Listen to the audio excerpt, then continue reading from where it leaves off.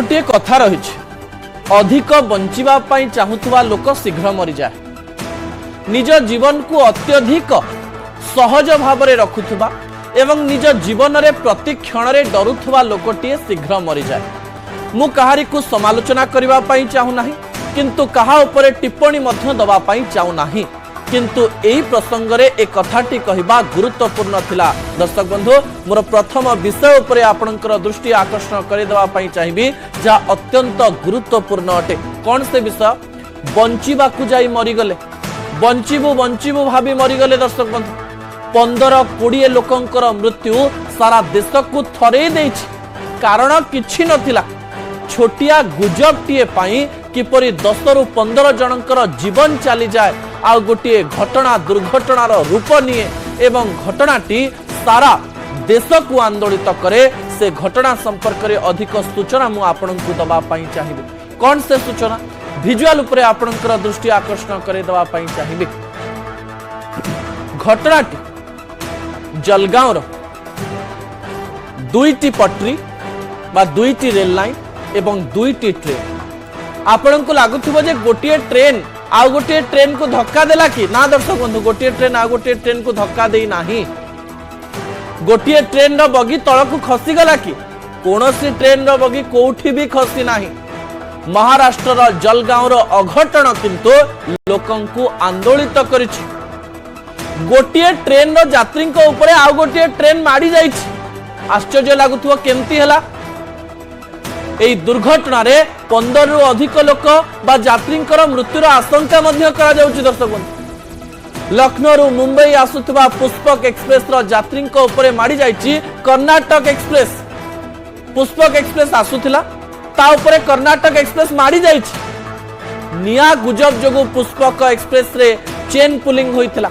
घटनाटी को टिके सरल रे आपन को बुझाई देबी। कौन से घटना गोटे ट्रेन रे लोक माने आराम रे जाउथिले ट्रेन टी जोर रे चालुथिला हठात को जगारु टिके धुआं बाहरला किछि लोक गुजब कर देले जे ट्रेन रे निया लागि जाइछि। पुष्पक एक्सप्रेस रो कथा मु आपन को निकट रे रखुछि। लोक मानकर जीवन भय ट्रेन रे जदी रहिबु जीवन चली जीव प्रथमे से माने चेन पुलिंग कर देले। ठीक अछि आपण माने चेन पुलिंग कले चेन पुलिंग करिबा परे गोटिए कथा जे आमे ट्रेन रो बाहर जीव हमु बंचिबार अछि ना एवं ट्रेन रो बाहरी भी गले rail line side rail line रे आउ गोटिए बहुत जोरे ट्रेन रे माडी आसुथिला कर्नाटक एक्सप्रेस ओल्हेले एवं तांको ऊपर माडी गला कर्नाटक एक्सप्रेस। ए घटना आंदोलित करूची हमकु सुनिला बेलको टिकिए रही जाइतिले टिकिए धैर्य धरितिले कहारी जीवन जाई न थांता।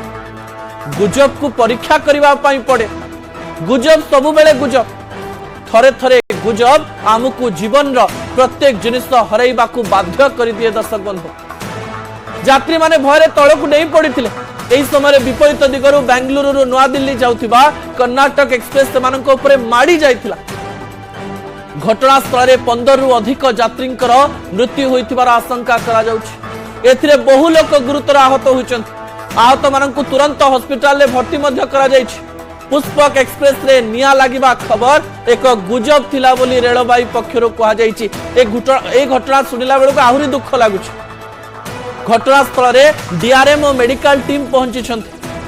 मेडिकल टीम पहुंची छंती सब कार्य चली ठीक अछि किंतु जे 15 जन व्यक्ति घरु बाहरी आस्तिले गोटे स्थान को जिबा पाई किए कहार भाई बंधु कुटुंबक पाकु जाइथिबो किए कहार पुओ पाकु जाउथबो किए कहार भौणी पाकु जाउथबो किए कहार स्त्री पाकु जाउथबो किए कहार स्वामी पाकु जाउथबो गोटे छोटिया भावनात्मक त्रुटि गोटे छोटिया अवस्था एते जनकर जीवन नहीं जाइछि। दर्शक बंधु